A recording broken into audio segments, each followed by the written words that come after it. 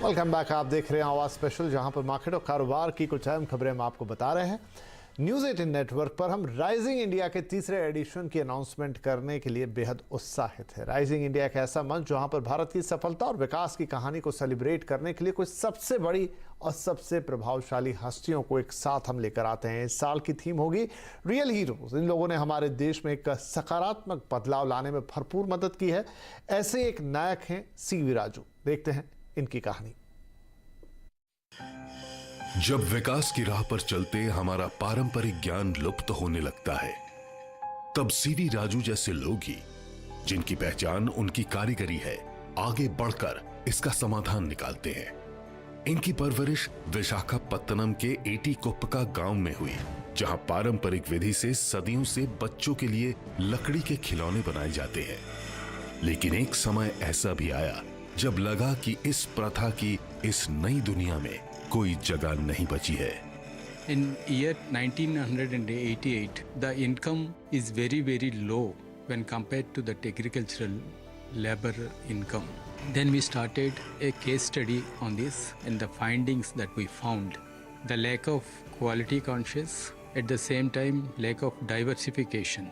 समस्या समझने के बाद सीवी राजू तुरंत उसका समाधान ढूंढने में जुट गए। उन्होंने पौधों और उनकी जड़ों, छाल, तनों और अन्य प्राकृतिक स्रोतों को इस्तेमाल कर केमिकल रहित रंगों की खोज की और अपने साथी कलाकारों के साथ मिलकर रोजगार की रफ्तार को बढ़ाया। लेकिन केवल बेहतरीन खिलौने बनाना काफी नहीं था, इन खिलौनों को बाजार तक पहुंचाना भी बहुत जरूरी था।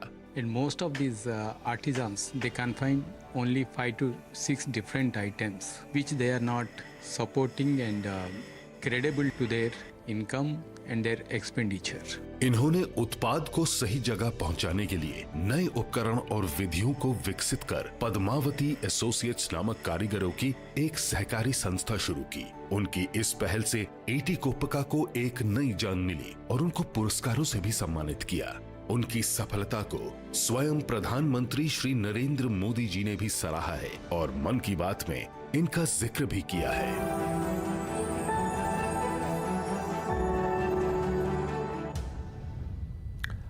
तो देखते रहिए हमारी एक खास पेशकश राइजिंग इंडिया रियल हीरोज, जहां हम आपके लिए विभिन्न क्षेत्रों में काम करने वाले असली हीरोज की कई और कहानियां लाते रहेंगे।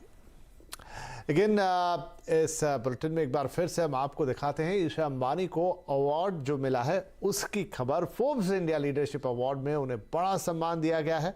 उन्होंने अपने पेरेंट्स को हमेशा प्रेरित करने के लिए धन्यवाद दिया है। उन्होंने अपने तीनों बच्चों का इसका श्रेय दिया है और 3 बच्चे मतलब कि वो अपने भाई आकाश अंबानी के बेटे पृथ्वी का भी नाम दे रही हैं।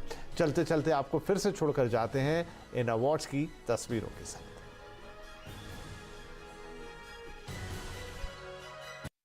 Thank you so much. This is to my parents who inspire me endlessly, and to my children Prithvi, Adya and Krishna, who motivate me every day.